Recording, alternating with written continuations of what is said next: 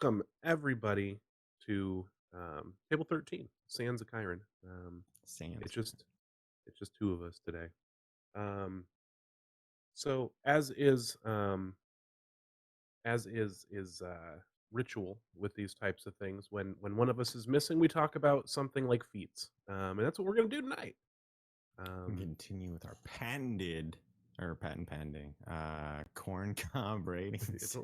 don't lie to the people, Eric. God, Uh-huh. um, we're going to rate all of the feats on our zero. Do we do a zero corn I cobs? think it's technically 0 to 5. I don't think anything's gotten a zero. Well, I might have given something a zero. Okay, we'll call it I don't zero.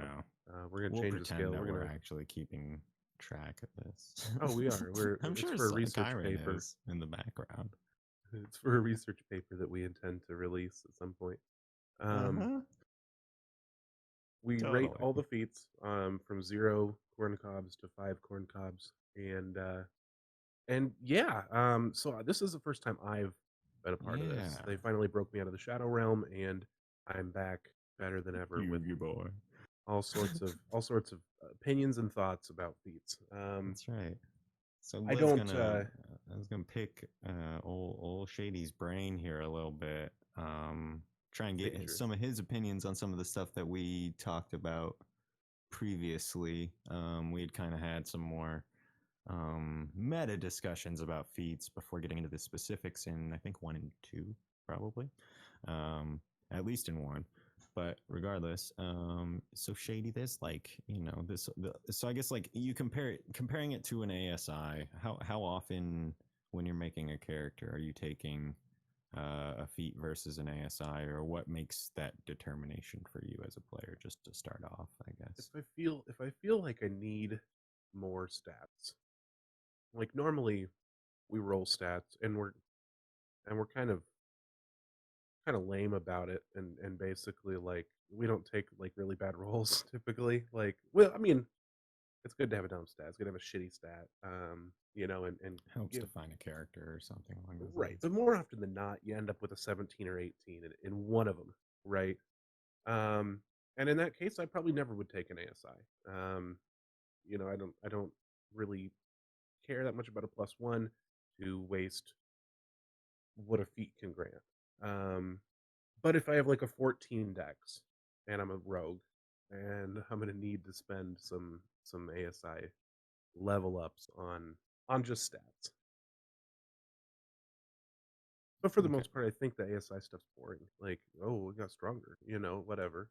And you can achieve that with feats. I mean, it's not at the same level, but you can get there.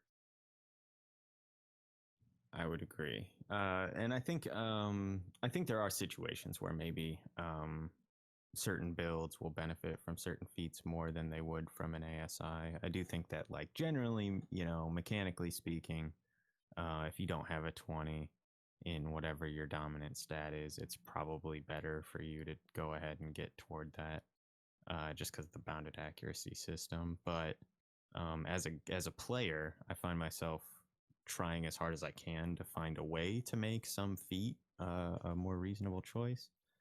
Right. Or because yeah, I think they bring a little more character, I guess, to your character, I suppose. Um, so comparing, I guess, like this system of trying, because I think that the goal, at least on some level mechanically with feats, is to give a track of advancement that's sort of separate from your class, that allows you to sort of customize beyond the archetype and make individual characters. Maybe do you think that that's a similar goal for feats? I guess starting before I go into the actual question I was going to ask, do you think that that's what feats are for, or is it for something else? I Yeah, guess. absolutely. I think absolutely that's what it's about. It's kind of like those, between that and magic items. That's really what like helps you For define sure. what your character is outside of an assassin rogue or Right. a zealot barbarian or whatever. Um, I think that it's I hate them because there's not very many of them. Like I want there to be about 10 times as many. Um, so you end up with a bunch of people playing the same thing. Sure. But that's a discussion for when we get to those particular feats. But Absolutely. but yeah, there's some feats, especially the ones that are kind of like inspiring leader or whatever that um, are neat but aren't like power gamey that I think add a lot to your character. I would agree with that. And I totally forgot where I was heading, following up with that, uh, because I let you talk for more than 10 seconds, and that's how my brain works. But Fine, um, I'll time there myself. was totally a thing. Yeah. That way I can keep a coherent thought together for some extended period of time. No. But I think, yeah, I guess sort of, um, I guess I'm not going to be able to bring that back before we move on to going to the individual feats. But is there anything else you wanted to say about feats as a broader spectrum? Oh, how would they compare to how other systems go about that that thing, trying to make I guess like individualize a character? Um, Right. if that's really what feats are for, then how effective is that system? And like what are some other things what are the ways other systems achieve that you're familiar with, and how would you compare the two, I guess, Okay. or the group? I guess it sort of depends on the system, right? I'm not super familiar with earlier systems of D&D. But like, looking at like Monster of the Week, when you get into the higher levels, you start to be able to pick stuff from other playbooks, which is kind of like the feat, that serves the same purpose. But those are Yeah, straight up like that'd be like taking an ability from the cleric class as a rogue. They're I think a little more powerful than what a feat would be. Which I think is cool because it serves the same purpose, but maybe is a little bit more powerful and along that realm of like I think Pathfinder it stick scales a bit your meta though. character together. Sure, and I think though that like that with games like Monster of the Week, like you're saying there, where it is like a more mechanically powerful, potentially move or whatever, with a more narrative driven system, that kind of the it softens the blow a little inherently, just because it's everything everyone does is kind of like that. You sort of just like, Hmm. oh, I come up with the solution to the problem or whatever. Basically, if I get above Right. X, roll, um, which, yeah, and I think that that's something that's a little different. But I get what you're saying there. Is it's a much more significant change narratively to the character when you grab something out of a different playbook in one of those games, because that's Oh yeah. like yeah, that's usually a big deal. It has some sort of implication story wise, where I think in D&D it can usually be just a really background thing here. The Hmm. feats that you're grabbing is sort of like, well, I kind of figured out how to do this thing in combat. Like I sort of just got this trick handled or whatever, or I'm more comfortable in these sorts of doing this sort of craft, or lying to people or whatever it is. Right. Um, so I think that's an interesting sort of distinction. I think it makes it a much stronger story element, because you're looking at stuff like the divine's ability to teleport. Like, that Right. stuff's not that's not I have six fingers on my right hand. That's a big thing, and Yeah. it creates, a character that's not just shotgun wielding mystery hunter thing, Like, oh, he's better at one of the things he already does, basically, Right. or is not as vulnerable to something he was weak to before, or whatever, which is a lot of what you get with the D&D feats. It's basically your character is already built in a certain way. Here's a way to exaggerate or emphasize that characteristic. Where Right. I think there are other systems that the goal is that sort of taking these different abilities. They're more of a standalone kind of a la carte concept, where each has the ability to sort of define a certain facet of your character in and of itself, which I think is, yes, definitely a big difference. Which actually that kind of pulls me into there's a well, I think they go by Red now in our server. That they had taken D&D and broken it up into feats, and you just sort of select what you want. It's like what Eric was saying, some kind of a la carte of feats to build what class you want to play. Which that's personally like Yeah, that hits me in a really creative place because then I can play whatever the hell's in my mind. I can make that happen.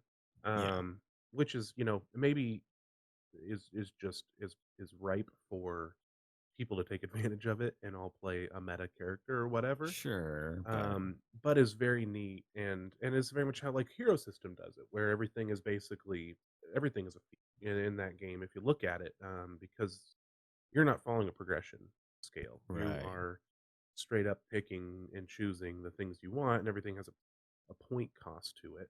Um, Those and that points are goes for essentially like your experience that you've gained, right? Like, right. Yep. if I remember correctly. Yeah, Yeah. as you Okay. play, basically each session you gain X number of experience, and then you can use that on skills or talents or perks or powers or more strength or whatever the hell you want to spend it on. Which is kind of cool. They're not really packaged like this. That you have to Right. build like powers and stuff you buy flying, and then you put modifiers on it and build the power you want out of it.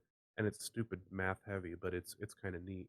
But you sort of build them that way. There are things in that game called talents, which are essentially more packageable things like this that are sort of assembled in a Sort way of to make it feats, kind of right. bundles of abilities, But that's one anyway. thing that it took me forever to understand about D&D is like there's two different ways. Well, there's probably eight different ways, but there there are at least two different ways to look at role playing systems and sort of the rules behind them. And I grew up on just like build your own feats with points, and everything was mathy, and dealing with all that, and then looking at coming from that and looking at something like a feat from D&D, like it doesn't say that you get X number of movements and you get to do, the only like actual like It's very quantifiable specific. things in it are numbers of like damage or hit points you gain or whatever. And then everything else is like read the words and like and then discuss that with your DM to see what Yep. it means, which I always Yeah. thought was really weird because you look at this in Hero System's all about assembling something like homebrewing it almost. And this is like, Yeah. look at this and homebrewing this, you have to have such a strong feel for what's powerful and not powerful in the system. So that's kind of like what we're getting off topic, but that's No, sort of but I what think what this is the pulled me a little bit concept of away from feats. D&D. Is the yeah, we're getting into the meta discussion about feats as uh, a what they do in the system and how they impact playing the game. So I think it's still basically on point here, Right. Okay. um, but I do think that's kind of an interesting distinction. Yeah, because I think you look at some of the other games, they're a little more piecemeal, especially Heroes. Heroes is sort of a breed of its own compared to anything that I've run into. At least I can't think of anything that's as um, like incremental. That's as like you each individual thing that you can get whatever you want. There's no classes at all. There's nothing like that you have to worry about. And if you want to have a high strength and this skill be good at it or whatever, there's no like trade off. There's no class skills. There's none of that you have to worry about. I do think that's like it's almost more like that's more math, right? And then D&D type concept where you've got this like tome of different things that you can reference. It's more like law or something, where you're kind of like, okay, there's precedent. I have to figure out how, and then I'm going to my DM and figuring out how they're interpreting it or whatever.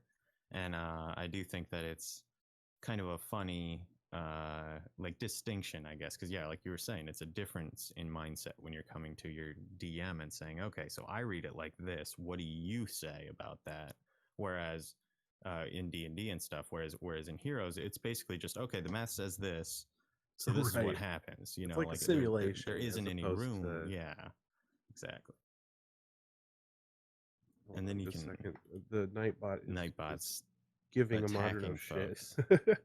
I need to fix it. I want to just PSA, just a quick little Mm-hmm. PSA. I'll figure out Nightbot tonight. I'll do it tonight. I'll figure it out and I'll fix it because that's I don't know it's a why I jerk. didn't like a bunch of emotes even. I don't Right. get It's that.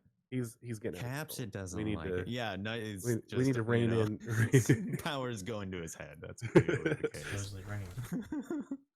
um but yes, that's kind of the hero system is very much like a everything's quantifiable. Everything Right. is it's like science compared to art, you know, and so it is definitely a it's weird. It's a different ballgame. Yeah. And I agree that you have to have a much well, I would say that you can't just like throw together a power and hero system that doesn't comply with one of these pre-existing sort of things, you know, calculations or equations or whatever. If there isn't like a trait that you can attach to the power or whatever that you can tie to whatever narrative element it is, it's still pretty difficult because you've got to figure out how to make the math work with the points and everything. How many, like, if you were to come up with something that didn't exist, I don't know if you could do that You because I there mean, are you can so break many. it. You can break it so hard. Yeah. That's what where the DM's job Yeah, in it's like a Dungeons and counter. You can Dragons just, is to sort okay, of be well, like, just creatively work with these numbers here. And if I technically describe this and do this and apply this limiter to it, which really doesn't impact the way I'm going to use this power or right, what, you know, you can, which D&D has a very similar way of working. It's just a slightly different puzzle to solve, I think, as a right. general rule. I think the DM in D&D has more of like a mediating during the session, whereas in hero system it's like during character creation or during power creation Sure. is like, okay, no, you can't make Just, an NND 400 D6 energy blast that you can only shoot when you have two pinkies, um, while standing under the sunlight or moonlight. You know that you can put all these like limiters on stuff. And really, I think really Kyron made a complicated. character one time that was just plus 20 to everything. He just took a power that all he spent all those points on putting just an overall plus 20 on everything he rolled. So like he couldn't fuck up, you know, and that Yeah. was so. I mean, there's definitely a way to skirt around the rules and you know and break hero system, but that the DM in that or whatever you call a GM, I guess, you know, it has to look at those things ahead of time and audit character creation to make sure that there isn't stuff that's broken or outside Yeah. the bounds. Okay. As we are now, good 15, 20 minutes in, we can probably get to actually talking about these individual feats as Bags is now razzing us. Because we're not technically kind of talking about the thing we said. Well, you're right. We aren't. Fuck off. But I no, thought I said we were off topic. you're right. We were. I didn't think it was that different, but we No, have independent it's definitely verification. we haven't been able to have this conversation yet. I think that's the You thing, know, though. Is it is there? There's a meta about the way that D&D is built that a lot of people don't realize that there are other ways. I know I didn't growing up. Like it did not even occur to me that other games might work differently. right? Because you Because know what it you was know, just and the only, yeah, exactly, is what I was familiar with. It was of course the only system, and obviously everything must just work like that. But exactly. there are other things out there that do very interesting concepts. But we left off last, I think, with Great Weapon Master, having talked about that and rating it.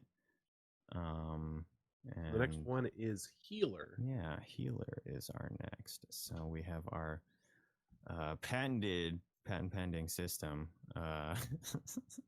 about Which rating one is things in it? corn cobs. Is it patented It's or patent is it pending because we okay? haven't done anything at all, really. Well, I can pretend that I've started that process and no one I can mean, that's verify it, right. That's right? why you say So, patent pending. patent pending, corn cob rating system, and then. But first, we spent some time talking about which is, you know, like why we like the feat, why we don't like the feat, what's good about it, what's not. So, Okay, um, I'll read it healer. here Okay, for go ahead. the people. Healer, you are an able physician, allowing you to mend wounds quickly and get your allies back in the fight. You gain the following benefits. When you use a healer's kit to stabilize a dying creature, that creature also regains one hit point. Um, as an action, you can spend one use of a healer's kit to tend to a creature and restore 1d6 plus 4 hit points to it, plus additional hit points equal to the character's maximum number of hit dice. Wow. The creature can't regain hit points from this feat until it finishes. Okay, a short or long rest.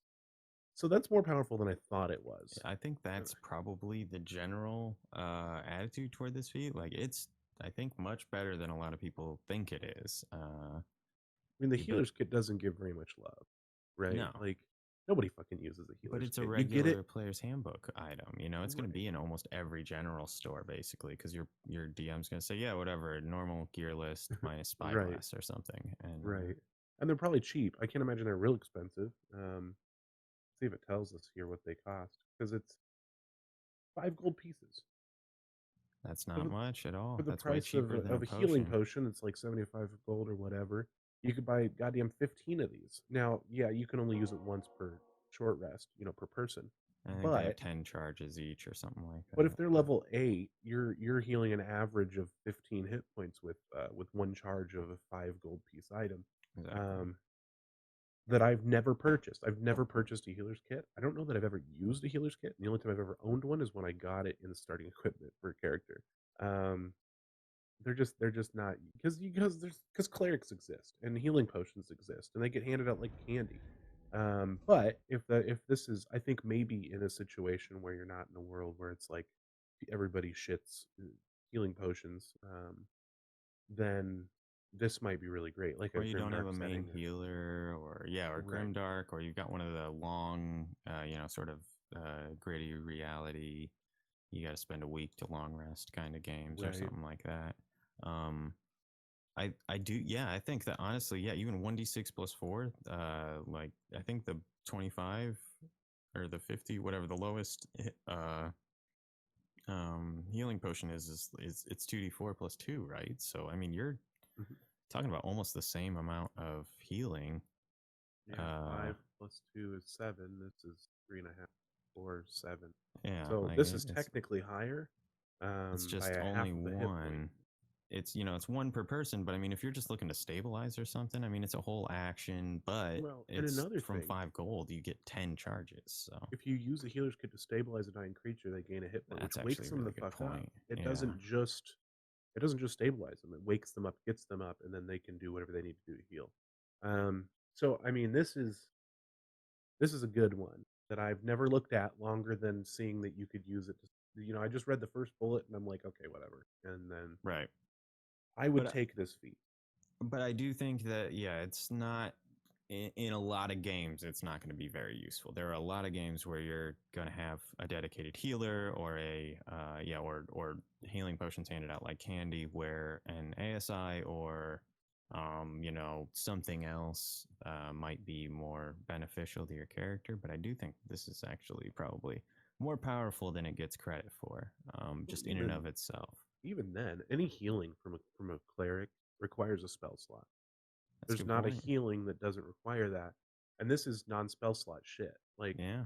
it could be useful for a healer to have, or does cleric to have, or a paladin or whatever. Yeah, just to stretch it out so they have more, Right. I resources mean, to if nothing expend else, during the just fight having or a whatever. bag of 50 healers kits to throw at people who got knocked out so they can run away. That's a good point. The Hi mom. And but no, I think that the other well, you know what? Yeah. I like it. I think it's pretty good. I think it's worth mentioning that it's pretty much an exclusively like combat mechanical feat, which Right. tends to lose me a bit of love in this work, as I do. Yeah, I basically see these feats as a way to kind of differentiate your character, but you can use the healer's kit as a thing to do that. If you're like a fighter with the healer's kit, that can kind of be, you're like a field medic or something like that, maybe Right. then. And that could totally be something, but it's sort of niche. There's really only that concept sort of to work with. I mean, there's some other, you can do like a witch doctor or whatever, whatever, and still make this make some sense for you. But I think that um, we should probably just go on to our corn cobs here and move on with the next. I like it. So I will say that it is it's 4 because it is a very good mechanical feat. I would give it 5 if it had more, like a little ribbon somewhere that's like Right. you can detect diseases or whatever. You know what I mean? Something along those Right. lines. You get advantage on medicine checks to discern if something's poisoned or not, or whatever. Some little thing along those lines, which wouldn't really define it anymore. But I don't, just something else to flesh it out a little more, so it's not just a here's more meat points for Here's you more kind of thing. right Yeah, combat stuff. right. I'm kind of in the same boat as you. I'd give it 5 if it had some really cool out of combat thing. I would give it 4 if if it phrased it right. I don't understand like the this in this I meant to bring this up. The second sentence says restore hit points plus additional hit points equal to the creature's maximum number of hit dice. That's just their level. Like just say plus their level, right? Yeah. So he gets 3.5. 3.5, So 3.75. there isn't like a character level that's referenced in anything else in 5e. I hate it. So they would have I to get it. say like class level. You know what I mean? Yeah. They'd worry that people would probably read it as Like their my monk which level class or level or something like right. that. And then I don't like so I think that's why they went with that wording. But I agree. They could have just said your total character level, which they do reference in some like racial abilities and the alternate spell progression things and stuff like that. They do phrase stuff like that way. It's it was a missed way to put that through. But so what's that put you at? I'm sorry if I missed the number. 3.5. 3.5 cobs. And Did I we have not do 4. 0.5 No, that's cobs? fine. We're doing Okay. decimals. That averages us to a 3.75 cobs for healer. Pretty good. Yeah, it's a solid 3.75. Puts it up there. The next is heavily armored, which is a garbage feat. I hate these. I hate all these so armor bad. feats. You know, there's some. The heavy armor master is not terrible, but that's not really one of these armored feats. But, right. Aren't there like a master feat for every armored feat? Isn't there like a light armor master?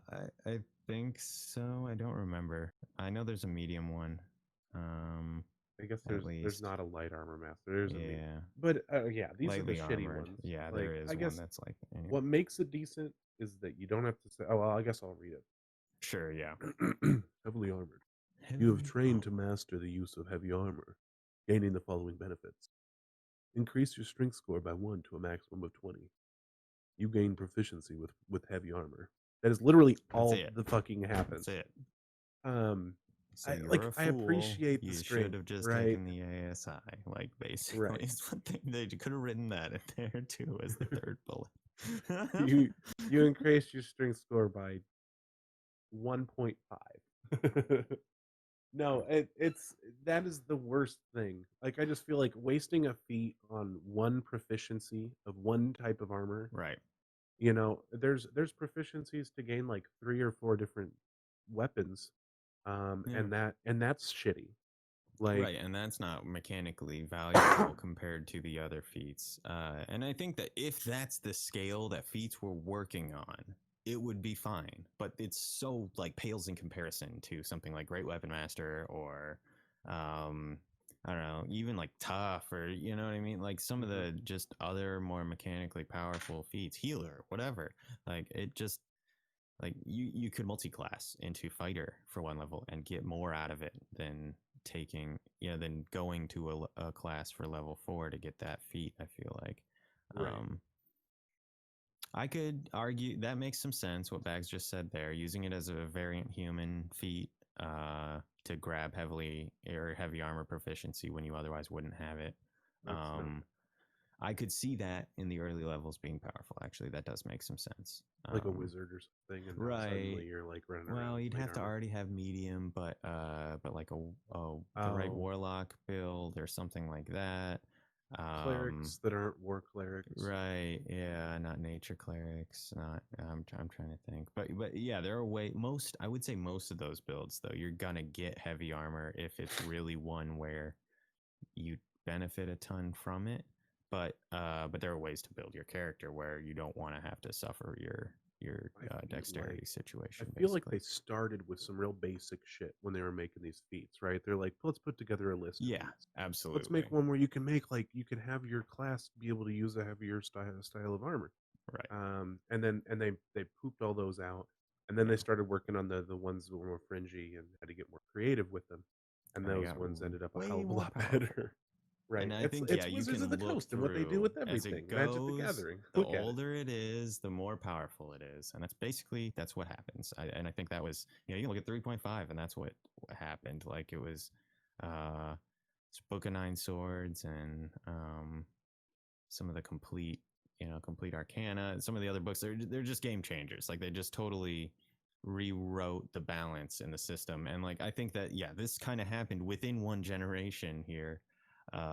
In the player's handbook feats, you can look across them and just be like, oh wow, yeah. By the time they got to the end of the list here, they like were running out of ideas and had to get more powerful, basically, or the other way around, and they were just like, well, we don't want to break anything, so we're just gonna like, yeah, let's slap a heavy armor proficiency feat in there or something. Um, but yeah, I just it's not a great feat. It's not strong mechanically. It's not a cool narrative thing, really. And you have to have medium armor proficiency. So if you have medium armor proficiency in most situations that you'd want heavy armor, you're gonna have it. So it's just I will give it like one. No, I'm not even gonna give it the one corn cup. I will give it 0 corn cups because you should just take the ASI or multi-class. I'm gonna give it one corn cob because you get the strength still. So it's like I guess.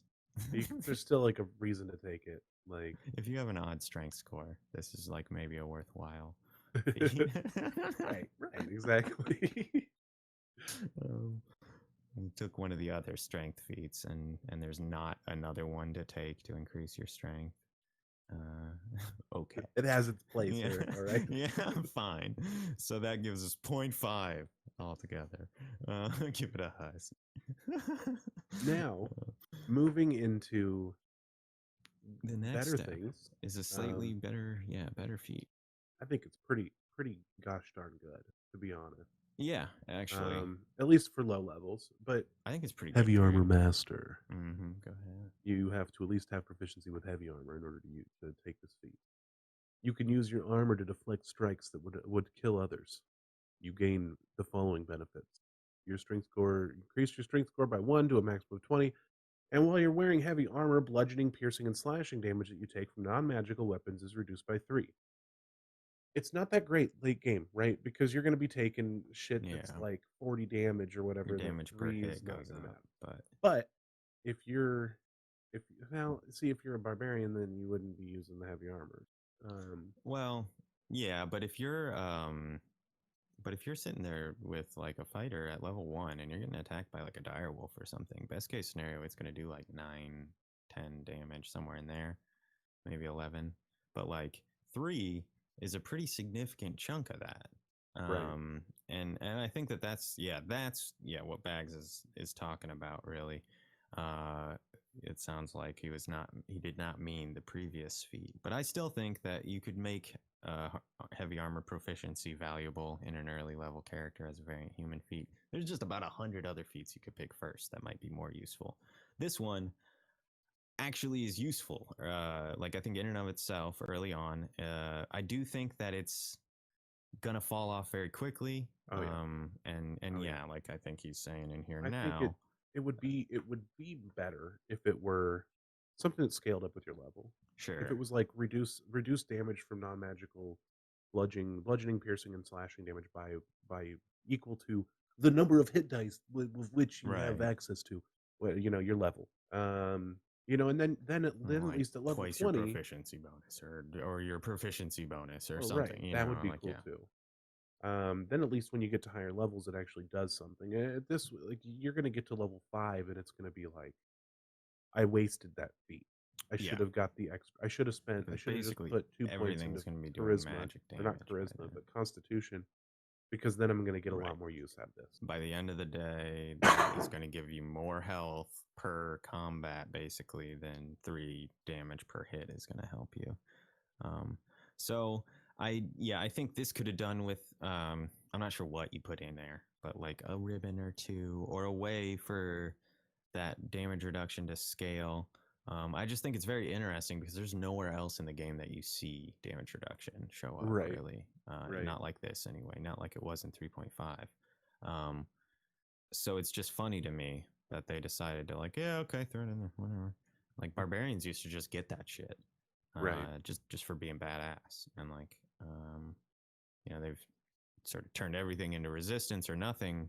So it's just funny that this is like, yeah, it's like a artifact almost of like a bygone era to me, which is cool. I will give it a solid 3 because I generally think there's a better feat for you to take. And ASI is going to be universally better, and it's not a really cool story. There isn't like an awesome narrative element to this feat either. So Right. yeah, I will leave it, but it's not crap. It's not like total garbage. It's worth a feat, but it just stops being worth a feat after a certain point, I think. Yeah, I'm giving it 2 because it's that point comes really goddamn fast, especially when your Yeah, first feat for anything other than a variant human is it's a level good 4. point. It's a good point. 2.5 corn cobs there then for heavy armor master. The next on the list is Is one I've Infernal never heard of. Constitution. Do Infernal you have Constitution is a tiefling racial feat. We haven't done a tiefling one yet. We've only done Dragonborn, I I don't think. like Maybe these some halflings. ones. These weird like dragon mark ones and like Some tiefling of them, exclusive. I generally, so my stance on these has generally been usually I don't have a problem stripping any racial prerequisite from a feat because who fucking cares? Um, it's not like you couldn't rewrite the narrative flesh a bit or throw Fiendish Blood into anything else or whatever and make it make sense. But there are feats like elven accuracy or whatever where I'm like, yeah, you're not an elf, fuck you, you don't get to take it, like, or what. It's like Right. because it's a great excuse to not let people take that feat. But So but yeah, fiendish so, blood runs strong in you, unlocking a resilience akin to that possessed by some fiends. You gain the following benefit.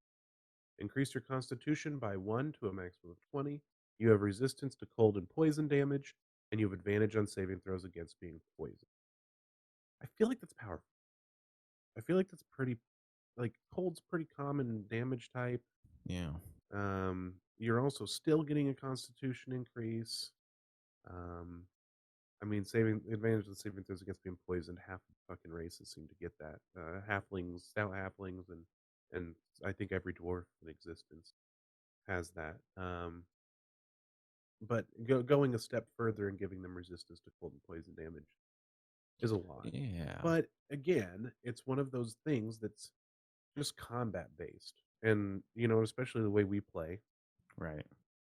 combat doesn't happen a whole lot. And when it does, I don't think that being able to slap a healer's kit on somebody or having advantage on saving throws against being poisoned is worth all of that. You have a lot more opportunities, and this is obviously our particular set of circumstances. There's people that play a much more combat heavy game, but I wouldn't get as much use out of one like this. Right. I agree with that. And I think that the other side of it is yeah, like what they are pretty common damage types, but realistically, how often are you taking poison damage in a game? Like how often? Cold damage, absolutely, I think that happens. Um no, yeah, Infernal Constitution totally got published in Xanathar's Guide. Anyway, sorry. I was trying to figure out if we actually missed a feat or not. I think I'm pretty sure everything I'm finding tells me that Human Determination is a UA feat, but still anyway. But either way, I totally derailed there. I think it is very powerful, but I think that frequently resistances as a DM, I don't worry about it so much because I can decide what damage things do. Right. So I don't worry so much if they want to be immune to cold, fire, and poison or whatever, or resistant to it. Like then I'll just do like necrotic or something. You know what I mean? Like it doesn't. Right. Oh, you're fine, Bax. It's cool. But it's yeah. So to me as a DM that doesn't bug me as much, but I definitely agree with the concept that it's essentially a combat exclusive feat. There isn't a whole lot of like fluff here unless you do strip off that tiefling race requirement. And then I think it actually does become something that can kind of be a cool element onto your character. Yeah, you Right. don't have the basic like fire or whatever, but the idea that like there's some other, racial lineage that's gotten through your bloodline that's showing up is kind of a cool bit, and that could, represent something mechanically that you're trying to play out narratively pretty effectively. Um, which there's something that could be cool there. It's like maybe, I don't know, yeah, you're not angel, you're not tiefling, you're some other thing, Leviathan or whatever, as I've been watching way too much Supernatural lately. But yeah, some other sort of extraplanar lineage happening. I think it could represent that more effectively and actually have some story weight that way. Altogether, as an actual like rating thing to go down to it, I do like Constitution with this. Actually, the pairing here there is pretty solid as well, because it's like a toughness feat, and giving you more con is pretty legit. It's called Constitution, but yeah, I'd say I'm gonna give it 3 still because it's a solid feat, but realistically, like I'm I gonna think give it. it's yeah. Sorry, go ahead. I'll say I'm gonna 3. give it 3 as well. And I'm gonna do that because it's when I'm looking for when I'm like sitting at 13 or 15 Constitution, I'm looking for a feat that I can take that's gonna bring me up and is gonna give me, and this Right. this is cool enough that I'd be like, oh, I can find a cool way to make my character, like have this and pull it in narratively or story wise. Um, on top of that, both of these things, these bulleted points, the resistance to cold and poison and advantage on saving throws against being poisoned, can be used out of combat Right. with the right DM. Having Yeah. resistance to cold damage if you're traveling across icy hellscape, you're probably going to be Make all it right. make it cool. Yeah, like I mean, it's not maybe exactly the mountain born, giant or not giant Goliath trait or something, but it's something similar to that where until it's super extreme, you're not worried about cold weather Right. conditions or something. And stuff Uh, like being poisoned and stuff, yeah. like you could do some cool stuff in out of combat involving poison and like, pouring yourself in the big bad and So I've been glass of building cold. up my immunity in Right. Australia for months or whatever. So Right. And I do decay kind of in some both of neat them. stuff that way. It just makes you, I would give this to like some kind of like mountain dwelling person or somebody who's spent their Right. life in really cold areas, or their family has or whatever, and you could make some pretty cool stuff at it. So yeah, I would go 3 as well, and that Yeah. averages at 3 between It the two of does. us It makes because the we both math chose 3. easy. You add them together and then you multiply by the number of things you added together, and that's 3. Then you Um, divide, multiply, that's what I meant. and be That's what I 6. said. I said that. I think. No, wait. 12. I can do math. The next one Anyway, we've got on here is Inspiring Leader, which is my favorite feat. I don't even it's care. pretty It's good. not even that powerful, but I It's love it. not like good, Um, good, but it's great. Like, every character I've ever made has taken this feat at some point. really? Yeah. Yep. um, so it requires That having tickles 13 me. or I'm more not gonna lie. charisma. You can That right spend there. That's what tickles me about it, I think. um Sorry. You can spend 10 minutes inspiring your companions, shoring up their resolve to fight. When you do so, choose up to 6 friendly creatures, which can include yourself, within 30 feet of you who can see or hear you and can understand and can understand you.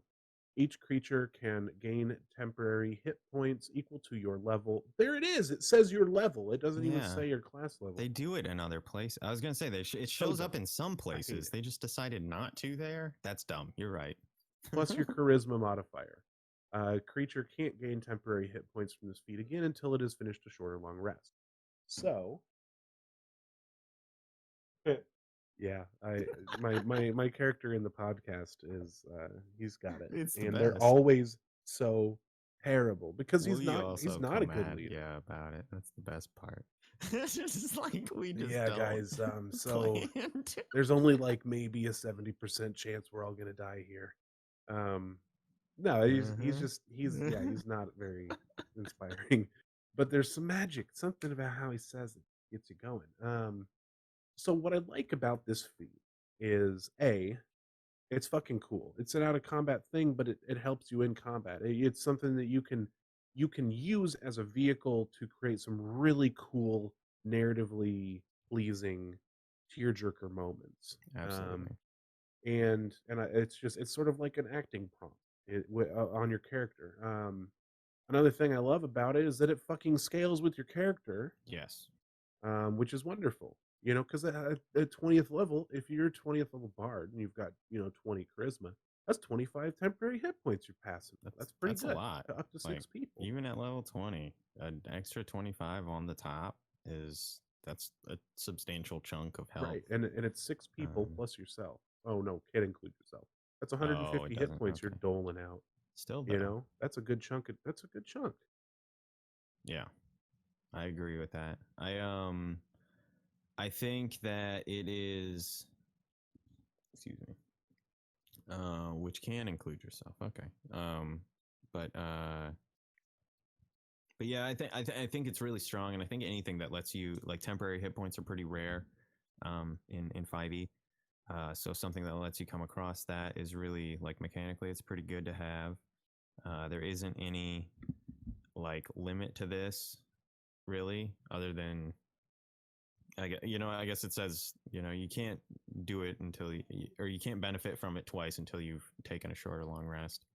Um, but you could potentially go around and give this to any number of people, 6 at a time, as long as you're willing to spend the 10 minutes. There's no like you can only do this once per short or long rest on Right. there. Um, and I think that that's like yeah, and then like Bags is saying, give it to a bunch of villagers and suddenly they're not total scrubs. And it would change their lives. It would make that day, no, that day would get them killed. That's what would happen. They would think that they were so much tougher than they actually are, and then they would fall down the stairs and die. But but I think that the other thing they could do here is that it might not need to take 10 minutes. They did that so that it could not be an in combat thing. Right. But I think like 1 minute would have been fine, and it is effectively limits you from being able to do it in combat. It at that point it doesn't really matter if you're out of combat. Time's a lot slushier. Um, This and is a it's kind of feat. just like the ritual thing, But yeah, it's a feat. Like, let's maybe it should be able to be an action. Why not? But I think that a 6 second speech that's supposed to do this much is maybe not super reasonable. So I get trying to get it as more of like a longer thing, and like you're saying, really to actually invite an opportunity for interaction between characters, which I think if you make it too easy to do in combat, defeats that. You'd end up with people just saying, okay, I do my inspiring leader, and it's maybe more like a bardic inspiration where you're just like, I do a ditty on my flute or something, and we're Right. good. um, but but I think it's a good feat, honestly. Like, it's fairly powerful potentially, and I think it's really cool because it actually has narrative implications, which isn't very common. It's not gonna break anything, but I think that's a way to make your character different, potentially. You And could hand out 21,600 temporary hit points in a day. If you were just inspiring people for 24 hours straight. Little you gotta tidbit of figure out a knowledge, way. So and then you harvest you those. gotta. It's like I'm trying to figure out. It's like simulacrum or something. You gotta like duplicate yourself. Find a way to get a bunch of clones of yourself out there. Getting way more of these inspires done. Oh my god. So they can't benefit from this feat again. That suggests that another person doing it wouldn't be able to give them new stack of temporary hit points. But anyway, I was gonna say then you could really get fucking freaky and like, all right, they took their 25 hit points or whatever. Let's get another wave of clones out there and get a new set of 25 hit points. But Yeah, you just pass them through fast enough that they only have enough time to right, take 25 points of damage. yeah, exactly. They wouldn't I stay. give Yeah, this you'd be able one to refill it though. 5 goddamn corn cobs. 5 Of whole course you corn do. cobs. I don't think that's a fair rating. I will Yeah, give it a it's solid biased a little 3. bit. 3? Because it's That's honestly garbage. not that great, like mechanic wise. Um, but it is a really cool narrative element, and it's one of the few that I think is able to start to balance between a mechanical impact and a narrative one. Usually with feats, you have to pick one or the other, and it's like, well, you're kind of flushing half of an ASI down the toilet so you can get this cool ribbon. And I feel like this is more than a ribbon, but it could give you +1 charisma still. It wouldn't break anything, I don't think. I'll agree with you there. But yeah, so 3, you gave it 5, that averages to 4, and that's legit. I guess. No. But Not that good puts enough. us at 11, 20, 21, which I think we can. That's shit. close enough to or it's a little after our halfway point, but we can probably do our break. Do you want to do the Daddy hungry. play us out? Yeah. So, hi everybody. Hello. So we do other things too. We don't just talk about feats and corn cobs. And not talk about feats. Yeah, and then talk about other shit instead. We do a podcast that comes out every other Friday. It's called Dragons Apparently India. You should totally check it out. It's fucking awesome. It's sweet. It's great. I mean, all my dreams came true after I listened to it. I mean, that's personal experience, but maybe it'll work for you too. Who's to say? What's that? I said, who's to say? It Right, might right. happen Yeah, for you too. Good. It's worth a try, right? I mean, you're not out anything. An hour and a half of your time. Comes out every other Friday. It'll be coming out not this Friday, but the following. We have like 27 episodes, and then or 26 episodes, and 2 bonus episodes in there right now. So check it out. It's hours and hours of fun. And listen to Eric talk like a nasally. Oh, that's great. Even more so than normal. We also do a stream called Gods of Aether Dark Tidings, which is a reboot from our original stream that is better in every single inconceivable way. It's every other Monday here on Twitch. You can, if you hit not the follow button. I mean, you can hit the subscribe button, please do. But if you hit the follow button, then you'll get a little dingly do when we go live, and you can stop in and hang out and listen to us make jokes with each other. And then the following day we have the 4 Orphans of the Apocalypse, which is a similar scenario where we make jokes at each other, where you get dinged and stuff when we go live. This is every Thursday. We do 3 Thursdays of the month. We talk about cool stuff, and then 1 Thursday of the month we talk about cool people with cool people about cool stuff. So it's just sort of a D&D workshop thing where we talk about than us. Yeah, typically we normally have people. I guess always. No, we should just say always. They're always cooler than us, because otherwise we're single as somebody. Some of our everybody guests, that's been on the show is going to be like, was it me? They're all cooler than us. Every single one of them. I mean, that's not hard to do though, so you're not that special. Low bar. Anyway, other than that, we have a Patreon where you can throw money at us, and we like when you throw money at us. We also sell stuff on our website at irrationalrad.io. We've got shirts. We've got sweatshirt. I didn't put an S at the end of sweatshirt. Just the one sweatshirt. Just one sweatshirt. It's going fast. We sell dice there. If you have any cool ideas of stuff you'd like to see us design and sell, you should tell me about it. Like right now, immediately. Send me a DM. Stickers. If there's something that you want that we don't have, then we will get that thing for you. Travel to the ends of the earth to get that thing for you and sell it. At least order it from someone who's maybe at the end of the earth. Somebody will travel from the end of the earth to bring it to us through the probably postal a UPS service. guy. Yeah. Yeah, we also have a Discord server where we do all sorts of cool stuff. We've actually been trying to ramp up some community engagement. Doing Lots of some Among Us happening. Yeah, so much Among Us happening, which I hate it. But we do all sorts of stuff there. We're trying to get some game nights going. We got a couple things in the works that D&D and roleplay wise that I think will be really exciting. You should come there, hang out, and maybe eventually stop lurking and be our friend. with that all being said, and that's the only time I'm going to ramble it off tonight because I did such a bomb job this time. We will be back Nailed it. in 7.5 minutes. Actually, that's probably No, not enough. that's like twelve half the point time three that we're gonna be minutes. back. That's a lie. It's 15. Uh, We'll be back in 15. It's okay, we'll be twice back at 7.5. 11:40.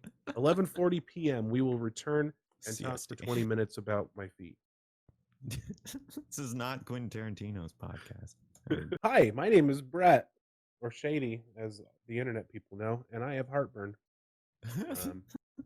And my Tums are upstairs, and so that's where if we're only we stuck had just with. spent 15 minutes. I forgot, with time and then it just kind of flared together. up in the past minute. All right, I don't want to talk about it. All And right. this is Eric, and he's laughing at me because he's I mean. am. I get joy out of other people's displeasure and discomfort. So that's me. As you're a bad person. Yep. We are reviewing feats, looking over different feats from 5e, all stuff from the player's handbook and from Xanathar's guide to everything. And Xander's a Xanthar. la Buffy. And we've done like 2.5 episodes of this now. We're not even halfway through the list. So let's jump Which is right into the great. news. That's a good sign, folks. Right. Means we've got so much material. Yep. Now we The get next one into on the list is Keen Mind. one of my favorite feats. I think it sucks. It does. Only because Eric likes it. I It really does haven't suck, even. but I'll have to like look it one over of my with favorites. I have to look it over with a microscope to really. So really I'll read through it here real quick. Okay. It just to steal Shady's job for the second half, I guess. But it is, you have a keen mind, or well, you have a mind that can track time, direction, and detail with uncanny precision. Keen could fit in there just fine. You gain the following benefits. You increase your intelligence score by 1 up to a maximum of 20. You always know which way is north. You always know the number of hours left before sunrise or sunset. And you can accurately recall anything you have seen or heard within the last month. Like, that's the coolest fucking feat in the game. That's some savant shit, you know. It's exactly. It's so cool. Like, oh yeah, no, like that way. Yeah, we turned, like, you just sit about it, it's like, no, my house faces this way. Like, you can just like no, and like it's that's great. And like, how many hours? Like, you have a perfect sense of time. How ridiculous is that? Like, that's awesome. And then, of course, yeah, you can get into the thing that's actually beneficial in like an in-game sense, really, which is you can accurately recall anything you have seen or heard within the past month, which I think we talked about in the past when we were talking about skills a little bit. But that sort of opens the door for people to kind of make like after the fact to sort of recall something and then maybe make a second investigation check on something with new context. Like, hey, can I reanalyze that room in my brain and like see if there was anything that's relevant to this new information that I've just discovered?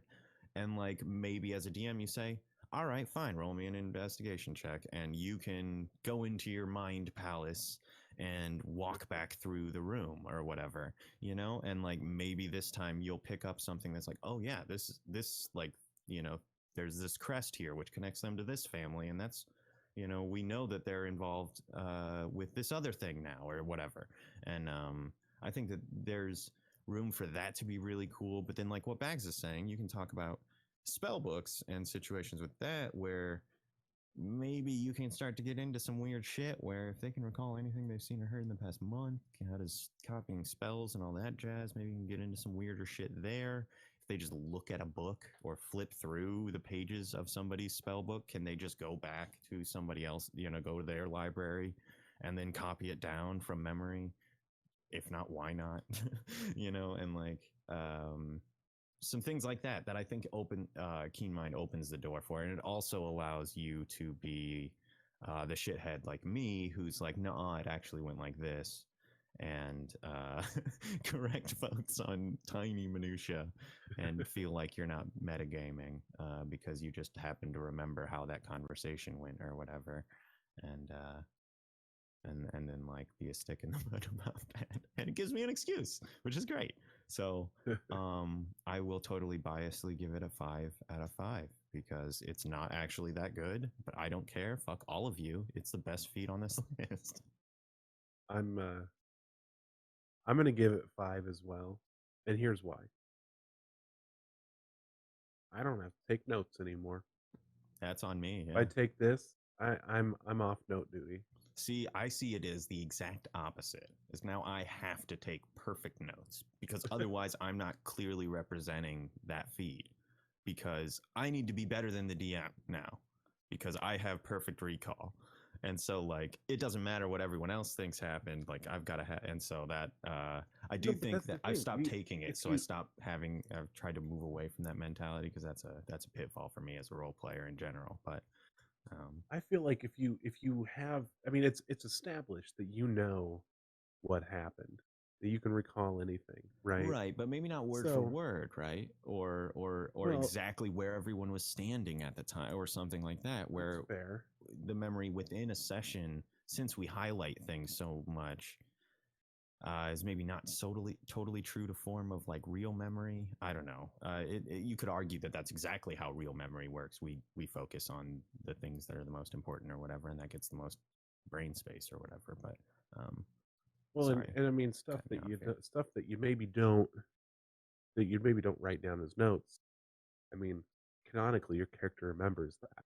Absolutely, If yeah, nobody at the table remembers it, but canonically your character does, somebody's got to come up with it. right. It's just so you don't have to do anything. You could just be like, no, I remember what that room looked like. What did it look like? Nobody at the table Let me tell remembers. you. Okay, so Yeah. I guess this is how Then it it looked. wasn't critical and it looks like that. But that's, I think, if you have a DM who's very flexible, you can, that opens the door for some really cool stuff to happen too. If you can start throwing in your own little arbitrary details, then maybe the DM can play off of that or something, or vice versa, or let you sort of set the tone for how something actually maybe is going forward because they weren't as concerned about it. They didn't really have, like, there isn't a clue back in that room that you're trying to remember how it looked, because they weren't concerned about this conflict that's now brewed up or whatever at the time. But yeah, then you could sort of just take that opportunity to inject something, and the DM can be like, "Yeah, okay, sure," and roll with it. But I think that takes a certain amount of like comfort between player and Right. DM to like not be stepping on toes, and sort of like, oh hey, like, let me just sort of define this random narrative thing, which is could be considered DM purview stuff or whatever, I guess, as long Right. as everybody's comfortable with that. I think it's a good one. But that's our 5. That's absolutely a 5 out of 5, which is ridiculous, and I think cheapens the integrity of the entire corn cob system. But I'm all about it. You Keep in wanted me to mind, bring it down a little bit, didn't you? gives 5 out of 5. I knew what I did by giving it 5. But fuck yeah, You had to pull my inspiring feet. leader down to a 4 because you're a shit. That's right, because I'm a Um, shit. the next one on the list is lightly armored, Which and is I'm going to read garbage. it before Eric has an Okay, opportunity fine. to. You have trained to master the use of light armor, gaining the following benefits: increase your strength or dexterity to one with two or by one to a increase it to one um, to a maximum of 20, and you gain proficiency with light armor. This one's even worse than Eh, the it's not. dex. The It's a dex. little better. It lets you What? choose strength or Yeah, dex, no, so it's a but little light better. armor. What doesn't have fucking light armor? Casters, Sure, casters have mage armor, which is better sure. than light armor. Yes, usually, but you got to spend a spell slot on that. And if you're like a sorcerer or a cleric or something, I don't know. Well, cleric's gonna have, that's a bad example, but like a sorcerer, I think warlocks have light armor. Wizards could benefit from not having to expend that spell slot. If you can do that in like a shield or something and be in the same spot, then um, maybe it's worth it to you. The only But reason that I would take this is so that I can take moderately armored. right, yeah, I don't see the benefit. Really, as a general rule. I, Oh, do you have to have it you to have to get? have proficiency in. light armor. Oh, okay. So you can get the proficiency. Right. Okay. See, to me, I would just rather take like one level of fighter or Right. something, Of something that and gives you, because it's just not even and grab necessarily literally fighter. all the It could be proficiencies. any class that provides you light armor, which is basically everything but sorcerer and wizard. Right. Even Um. fucking artificer gives you Yeah. light and medium. Yeah. I could be misremembering how multi-classing works, but either way, I don't see that as a huge benefit. Obviously, I think it's a little better than heavily armored because heavily armored should give you strength or con or something. You know, it should give you a choice between two as well. I think at the very least, so they at least did better there. Um, but again, it's entirely mechanical. It's not even a good mechanical, and it's not, and there's no cool like narrative element really here. So And there's not even like a light armor master to yeah, right, yeah, bring out how great you are. to I follow that track I down give it or something. zero and a half Zero corn and a cobs. half. I think Yep. that's just a half, Yep. but um, I will give it one because it gives you the choice. It is incrementally better than heavily armored, but it is a bad feat. Which averages out to 0.75. Hot dog. Woo. Next. Linguist. Yeah. You have studied languages and codes, gaining the following benefits: increase your intelligence score by 1 to a maximum of 20. You learn 3 languages of your choice, and you can ably create written ciphers. Others can't decipher a code unless you teach them. Um, God damn it! Unless you teach them, they succeed on an intelligence check, DC equal to your intelligence score plus your proficiency bonus.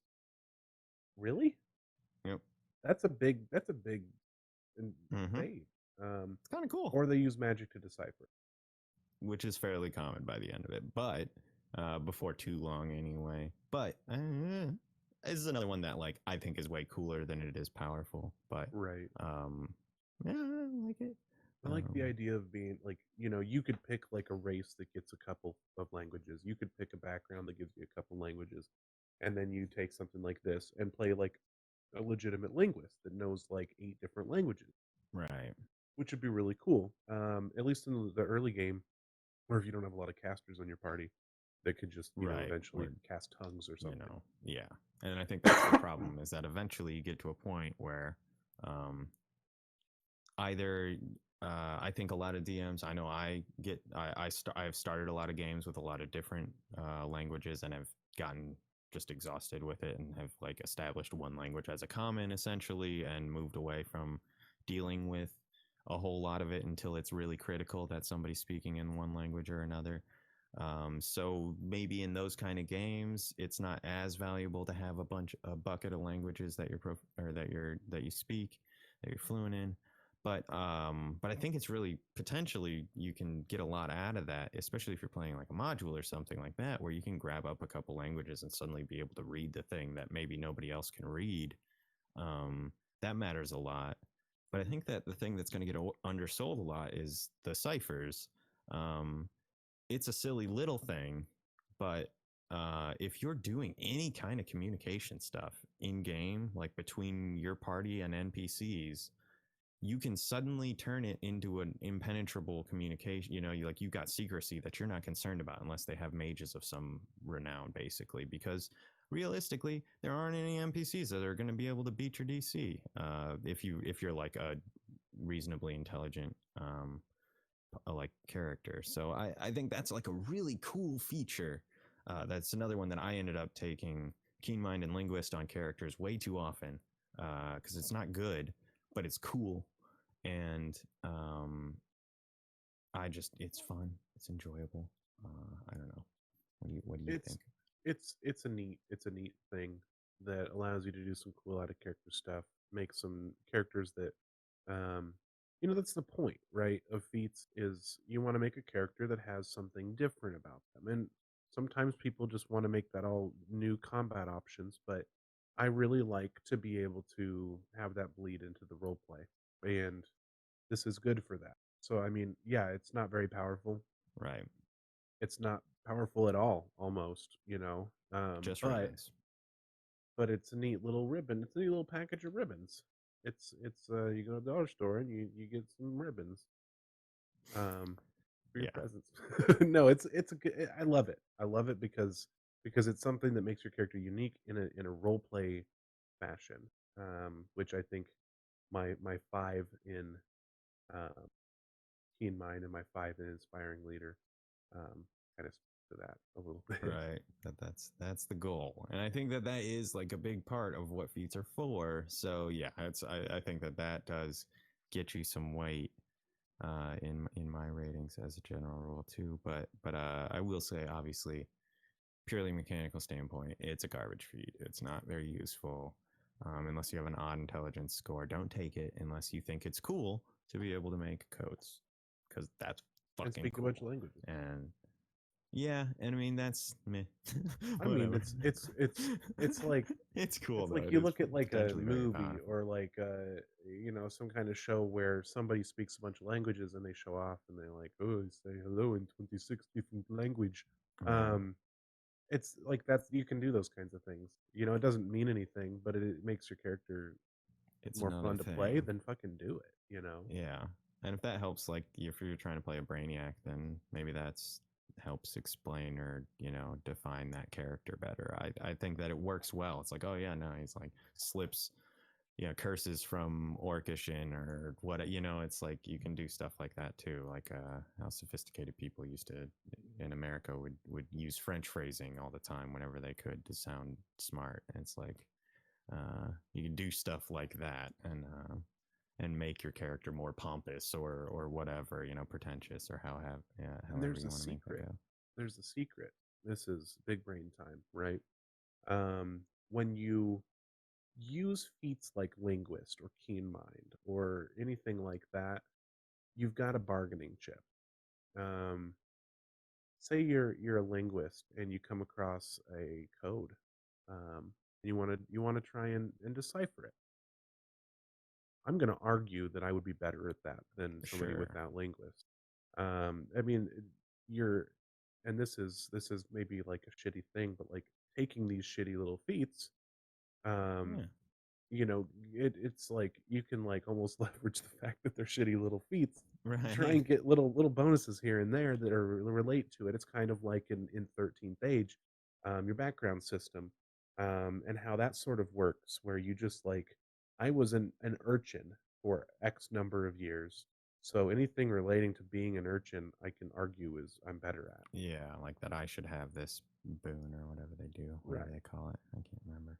But yeah, and I think that there's room for that here as well. Yeah, like you're saying, it's maybe you should get advantage on the investigation check or something, or maybe it just makes sense to you. If it's not difficult enough, if it's under your DC, you just automatically get it or something. As a DM, I would probably look at that and say, yeah, you know what, you took linguist, so I'm gonna give you some other stuff because it is, yeah, like you clearly aren't aiming for like a power game build. So I'm not worried about you going and doing 1.5 million damage in one turn or something and wiping the board. Uh, but uh, but I would want you to be able to focus on something that you clearly think is cool, which is stuff like dealing with codes and whatnot. If you take linguist, probably. Um, I think that's yeah. Like I think that it is something that you could give more to. Yeah, and I think these smaller ones, there's room to say, hey, it implies this. Like, could this benefit follow? And it's And not a hard mechanical rule, but right, it's something where you have an argument to make that yeah, you should give me an advantage on this roll, or can I get some kind of just the ability to even attempt it, right. where others may not have that. I But agree so with that. with all of that We being are said, we are getting there here. I We are would getting we gotta right. rate this one. We gotta rate We it, dude. do. We haven't I'm gonna rated give it it. yet. I'm gonna Okay. give it 3 and a You said 3.5. yeah. This I is not very would. powerful. It's not It's that not great, very but powerful. it is very cool, and it I sticks to that kind of like what I feel like feet should be, um, and kind of gives you a little bit of description to your character. I will give it an inflated 4 because essentially all the The things one you up me. gave, and I have a personal affinity. I'm gonna half up you, but I have a personal affinity for these feats. Anything that gives you an intelligence bonus, I'm pretty much like, that's a cool feat. In this game, as a general, There's not very many of them. The ones there that are aren't. there are It's pretty this good. observant and keen mind, pretty Elven much, accuracy. and That makes any oh, fucking sense. okay. I didn't think about that. Well, they're elves. Fucking Fade elves. They're away. just perfect. So yeah. I don't understand. I don't get it. Anyway, Anyway, thanks for joining us tonight. This has been another episode of Table 13. Um, again, if you like what we're doing and you want to see more of it, hit the follow button, hit the subscribe button if you want to help support us.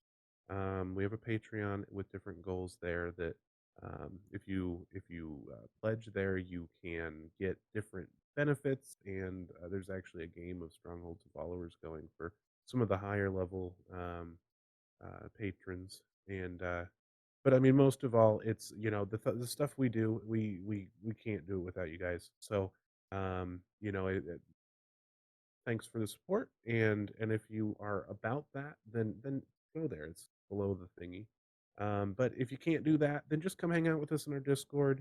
Say some kind words to somebody, and play some fucking D&D or Among Us, and backstab everybody and argue with them in that channel. And nowhere else, I really. will convince you I'm not the imposter. Don't worry. I don't believe I don't believe you, Eric. Well, you say that I'm now. always voting for you now. Uh-huh. Every time. And that's the games I'm I gonna call won't be. emergency meeting right now. Bags voted for me every single round until the one where it mattered. Got him. No, sorry, Bags. I'm super happy about that game, obviously. Still. But again, thanks for joining us, and we will see you